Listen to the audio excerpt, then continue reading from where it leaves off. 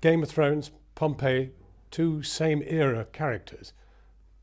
Yes, yeah, no, they are similar kind of projects, this to kind of Thrones, but this is very different stylistically from maybe Game of Thrones. But I am still fighting with swords. That's true.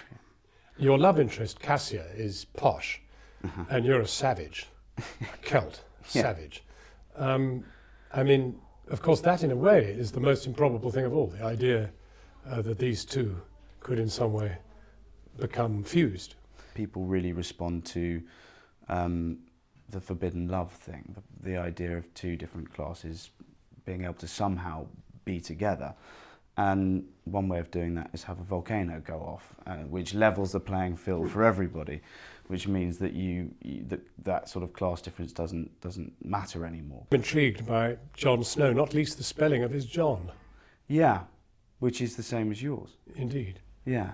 And it's sort of interesting. One wonders where the author, Martin, got it from. I don't know. Maybe it might very well have come from you, John. I don't know. I'm also very intrigued by something I read in the Sydney Morning Herald, of all things. Yeah. About you being at some, could it have been a BAFTA ceremony or something with a red carpet, where I think when you were a student. Yes. In some dreadful way, I hailed into view. Yes. Now, you won't remember this, but this was one of the most embarrassing moments of my young life. I was working for an events company, and I was dressed in this terrible hotel porter's outfit with a top hat, and I looked like a leprechaun. And then you came along, and I said, "John Simpson," really loud. And and obviously I've known who both of you are my whole life, and you said very kindly, "No, it's Jon Snow."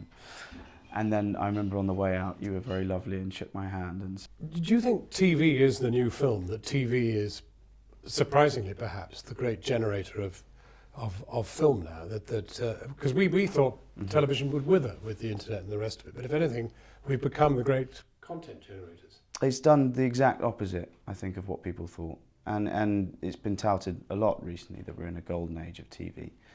And I think it's that the audiences have a lot more patience and an understanding of complexity, more than the film world has given them credit for. And the TV world has jumped in on that and said an audience does want to know characters for over a 10-hour span of each season, and they do want to invest in this very complex world. And I think a lot of TV is now jumping on that, like True Detective I've been watching recently, which is absolutely fabulous.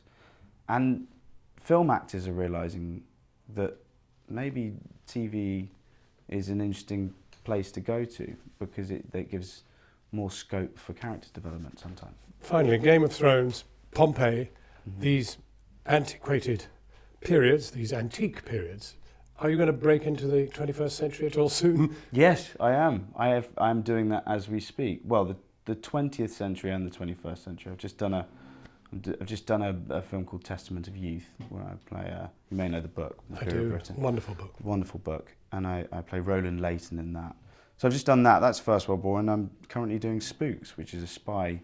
You know, remember the BBC TV series? It's a spy thriller. So I am now finally in the 21st century. Well, Kit Harington, thank you very much indeed for talking to us. It's Jon Snow. Very lovely to meet you, Jon Snow. You know nothing. You bastard.